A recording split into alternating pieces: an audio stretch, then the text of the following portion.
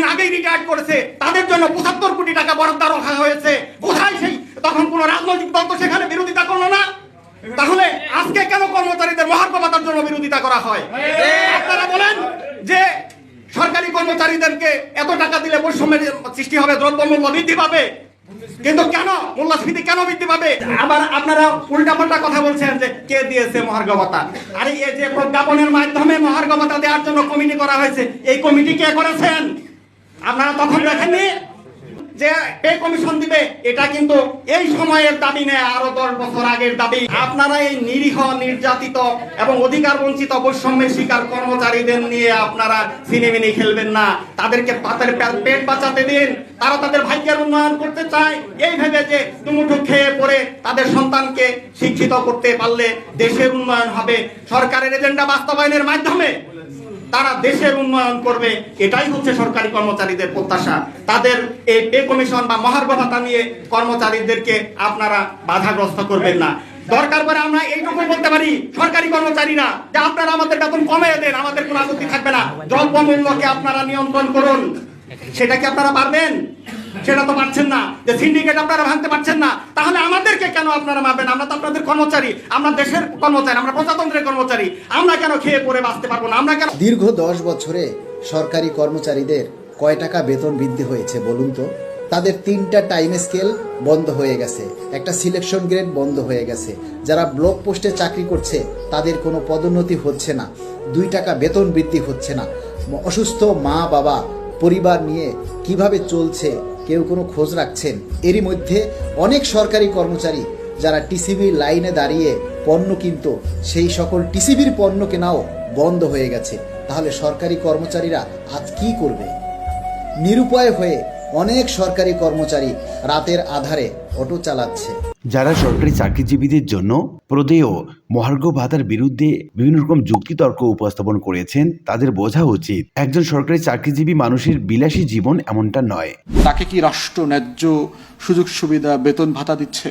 একটা কনস্টেবল 10-11 হাজার টাকা বেতন পায়। সে 2টা ছেলে মেয়ে যদি থাকে, বাবা মাকে লুক আফটার করতে হয়, এই মানুষটা তো ভিক্ষা করলে তার থেকে বেশি টাকা ইনকাম করতো, রিক্সা চালাইলেও সে বেশি টাকা ইনকাম করতো। তাহলে 14, 15, 16, 17 ঘন্টা প্রতিদিন যদি সে ডিউটি করে রোদে, জুলাই আগস্টের রোদে, বৃষ্টিতে, ঠান্ডায়, তাকে তো আমরা রাষ্ট্র সাফিসিয়েন্ট রিওয়ার্ড দিচ্ছি না।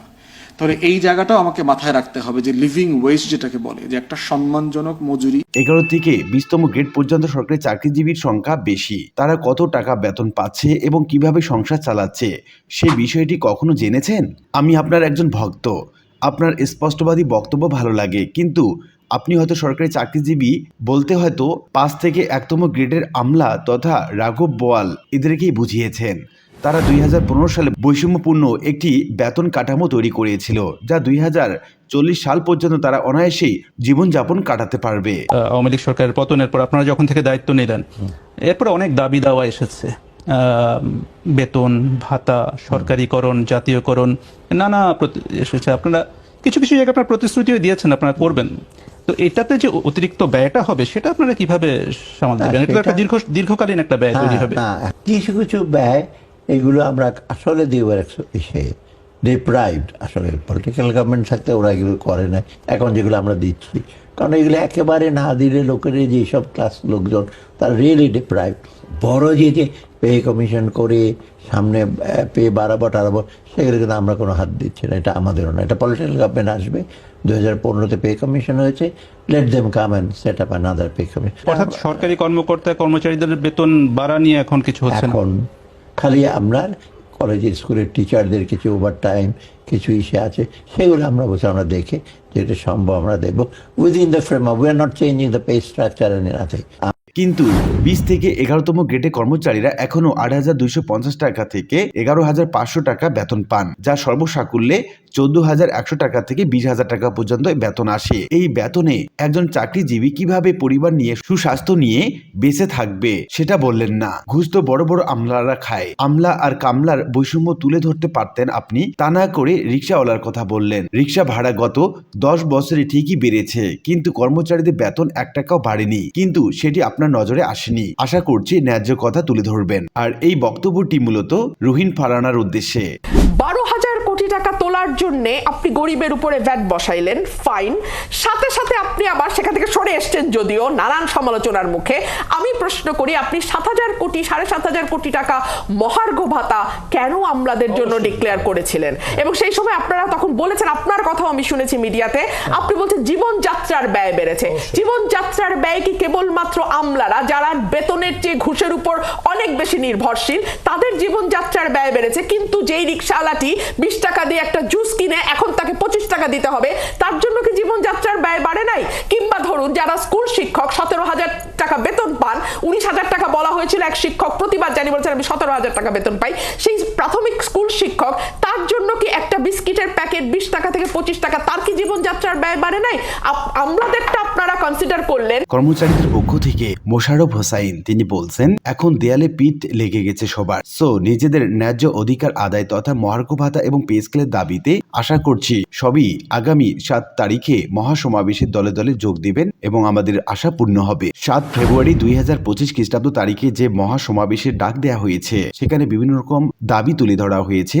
তার মধ্যে 1 নম্বর দাবিতে বলা হচ্ছে পে কমিশন গঠনপূর্বক বৈষম্য মুক্ত নবম পে স্কেল ঘোষণার মাধ্যমে বেতন বৈষম্য নিরসন সহ বেতন স্কেলে পার্থক্য সমহারে নির্ধারণ এবং গ্রেড সংখ্যা কমাতে হবে। পে কমিশনে 11 থেকে 20তম গ্রেডে কর্মচারী প্রতিনিধি রাখতে হবে। অন্তর্বর্তীকালীন সময়ের জন্য ন্যূনতম 6,000 টাকা মহার্ঘ ভাতা প্রদান করতে হবে। দাবি 2 বলা হচ্ছে যে সকল কর্মচারী নিজ গ্রেডের বেতন বৃদ্ধি শেষ ধাপে পৌঁছে গেছে তাদের বাৎসরিক বেতন বৃদ্ধি নিয়মিত করতে হবে। দাবি 3 বলা হচ্ছে টাইম স্কেল সিলেকশন গ্রেড বেতন জ্যেষ্ঠতা পূর্ণ বহাল ব্লক পোস্ট নিয়মিতকরণ সহ সকল পদে পদোন্নতি বা 5 বছর পর পর উচ্চতর গ্রেড প্রদান করতে হবে। দাবি 4 বলা হচ্ছে বাজার মূল্যের ঊর্ধ্বগতি এবং জীবনযাত্রা ব্যয় বৃদ্ধির সাথে সমন্বয়পূর্বক সকল ভাতাদি পুনর্নির্ধারণ এবং 11 থেকে 20তম গ্রেডে চাকরিজীবীদের রেশন ব্যবস্থা প্রবর্তন অথবা ন্যায্য মূল্যে সরকারিভাবে পণ্য সরবরাহ করতে হবে। দাবি 5 বলা হচ্ছে সকল সরকারি এবং স্বায়ত্তশাসিত দপ্তর অধিদপ্তর কাজের ধরন অনুযায়ী পদ নাম এবং গ্রেড পরিবর্তন সহ এক এবং অভিন্ন নিয়োগ বিধি প্রণয়ন করতে হবে। দাবি 6 বলা হচ্ছে সকল স্বায়ত্তশাসিত প্রতিষ্ঠানে বর্তমানে কর্মরত কর্মচারীদের গ্র্যাচুইটির পরিবর্তে পেনশন প্রবর্তন সহ বিদ্যমান গ্র্যাচুইটি বা আনুতোষিকের হার 90% এর স্থলে 100% নির্ধারণ এবং পেনশন গ্র্যাচুইটি 1 টাকার পরিবর্তে 500 টাকা নির্ধারণ করতে হবে। এই ছিল মূলত 6টি দাবি। MST সালমা বেগম তিনি বলছেন, পিনাকি দাদা বিদেশি মিশনে কর্মরতদের বৈষম্যের ভিডিও বানানোর পরপরই সরকার ভাতা বৃদ্ধি করলো। আমরা সবাই ওনার ইনবক্সে আমাদের কষ্টের এবং সংসারের টানাটানির কথা জানাই, একটা ভিডিও বানালে আমাদের জন্য উপকার হবে এমনটা প্রত্যাশা করেছেন। অর্থ উপদেষ্টা বলেছেন পে কমিশন কিংবা বেতন বৃদ্ধির কাজ করবে নির্বাচিত সরকার। তাহলে ব্যাংকারদের লাঞ্চ ভাতা দ্বিগুণ করলেন কেন? ইন্টার্নিং চিকিৎসকদের ভাতা বৃদ্ধি করলেন কেন? উপসচিবদেরকে 30 লক্ষ টাকা গাড়ি কেনার লোনের সাথে অ্যাডজাস্ট করলেন কেন? হাজার হাজার প্রশাসনিক কর্মকর্তাদের পদোন্নতি দিলেন কেন? গার্মেন্টস শ্রমিকদের বাৎসরিক ইনক্রিমেন্ট 9% করে দিলেন কেন? রেলের রানিং স্টাফ এবং লাইডারের শ্রমিকদের অর্থনৈতিক সমস্যা সমাধান করলেন কেন? এগুলো তো নির্বাচিত সরকারের করার কথা। আপনারা সংস্কার করছেন কেন? এগুলো তো নির্বাচিত সরকারের করার কথা। আপনারা আজকাল যে সংস্কারগুলি করছেন, নির্বাচিত সরকার এসে তো এগুলি কিছুই রাখবে না। নির্বাচিত সরকার তারা তাদের মতো করে আবার সংস্কার করবে। শুধু তৃতীয় চতুর্থ শ্রেণীর কর্মচারীদের বেতন ভাতা বৃদ্ধি করতে গেলেই মূল্যস্ফীতি বেড়ে যায়। হাজার হাজার কোটি টাকা এদেশ থেকে পাচার হয়ে বিদেশে চলে গেল, তখন কোনো অর্থনীতিবিদের মাথা ব্যথা দেখা যায় নাই। তৃতীয় চতুর্থ শ্রেণীর সরকারি কর্মচারীরা যদি কাজ না করে তাহলে কোনো আমলা, মন্ত্রী, চিকিৎসক, সচিব কেউ কি সেই কাজগুলি করবে? আজকে যদি চতুর্থ শ্রেণীর কর্মচারীরা রাস্তায় ঝাড়ু দেওয়া বন্ধ করে দেয়, কোনো প্রশাসন ক্যাডারের কর্মকর্তা রাস্তায় ঝাড়ু দিবে? আজকে যদি পুলিশ কনস্টেবল, ট্রাফিক পুলিশ কাজ বন্ধ করে দেয়, তাহলে কোনো আমলা, সচিব রাস্তায় দাঁড়িয়ে ট্রাফিক পুলিশের কাজ করবে? দীর্ঘ 10 বছরে সরকারি কর্মচারীদের কয় টাকা বেতন বৃদ্ধি হয়েছে বলুন তো?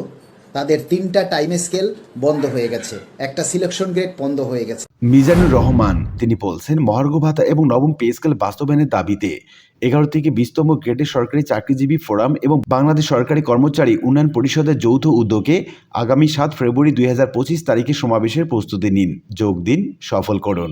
এই যে বিলিয়ন বিলিয়ন ডলার এদেশ থেকে পাচার হয়ে বিদেশে যাচ্ছে, তখন কি মূল্যস্ফীতি দেখা দেয় না? তখন এডিবি, সিপিডি তখন তাদের চোখে পড়ে না? এই যে বিনা সুদে 30 লক্ষ টাকা ঊর্ধ্বতন কর্মকর্তারা লোন নিচ্ছে, 50,000 টাকা মাসে তার মেনটেনেন্স খরচ নিচ্ছে, তখন মূল্যস্ফীতি দেখা দেয় না? এই যে ব্যাংকে 200 টাকার লাঞ্চ ভাতা 400 টাকা হলো, তখন মূল্যস্ফীতি দেখা দেয় না? ব্যাংকের কি নিজের টাকা বানানোর কারখানা আছে? ব্যাংকের টাকা কি সরকার বাজেট দেয় না?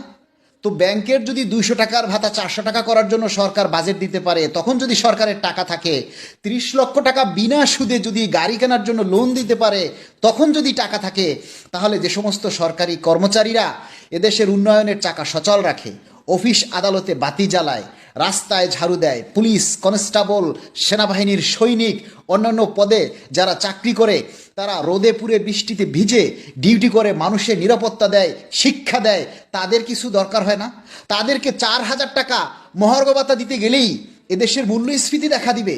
এই যে এডিবি, সিপিডি আপনারা এত বিশেষজ্ঞ জ্বালাইয়া যান যখন একটা সরকারি কর্মচারীদের কোনো কিছু দেওয়ার উদ্যোগ নেয়, আপনারা আগে কিছু চোখে দেখেন না? আপনারা কি চান এখন? সরকারি কর্মচারীরা মহার্ঘ ভাতা যার যার অফিস থেকে আদায় করে নিবে? আপনারা এটাই চাচ্ছেন?